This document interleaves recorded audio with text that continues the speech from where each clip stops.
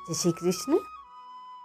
यथा प्रदीप्तं ज्वलनं पतंगा विशन्ति नाशाय समृद्धवेगः तथैव नाशाय विशन्ति लोकास्त्ववापि वक्त्राणि समृद्धवेगः। अध्याय 11 श्लोक 29 व्याख्या।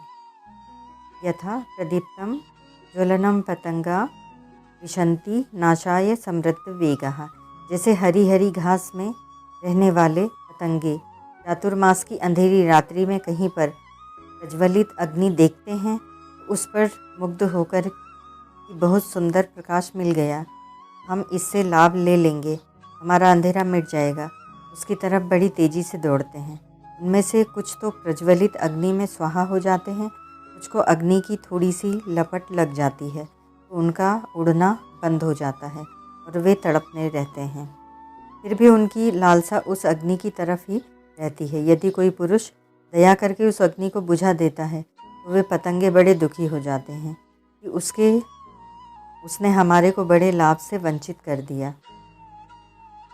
भोग भोगने और संग्रह करने में ही तत्परतापूर्वक लगे रहना और मन में भोगों और संग्रह का ही चिंतन होते रहना, यह बड़ा हुआ सांसारिक वेग है। ऐसे वेग वाले दुर्योधनादि राजा लोग पतंगों की तरह बड़ी तेजी से काल चक्र रूप आपके मुखों में जा रहे हैं, अर्थात पतन की तरफ जा रहे हैं। 84 लाख योनियों और नरकों की तरफ जा रहे हैं।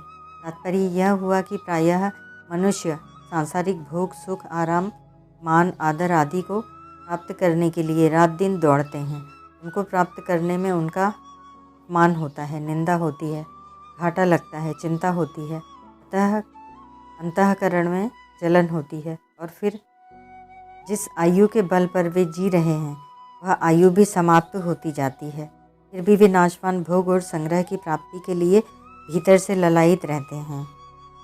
पतंग दीपक के दाहक स्वरूप को न जानने के कारण ही उस पर गिरता है। मछली भी अज्ञानवश ही बंसी में लगे हुए मांस के टुकड़े को निगलती है, परंतु हम लोग जानते हुए भी विपत्ति के जटिल जाल में फंसाने वाली कामनाओं को नहीं छोड़ते। अहो, मोह की महिमा बड़ी गहन है। परिशिष्ट भाव। पिछले श्लोक में नदियों का और इस श्लोक में पतंगों का दृष्टांत दिया गया है। पतंगे तो मोहवश लेने की इच्छा से खुद अग्नि में जाते हैं, पर नदियाँ अपने आप को देने के लिए समुद्र में जाती हैं। अतः जो मनुष्य लेने की इच्छा रखते हैं वे पतंगे के समान हैं, और जो मनुष्य देने की इच्छा रखते हैं वे नदियों के समान हैं। लेने का भाव जड़ता है और देने का भाव चेतनता है। लेने की भावना से अशुभ कर्म और देने की भावना से शुभ कर्म होते हैं।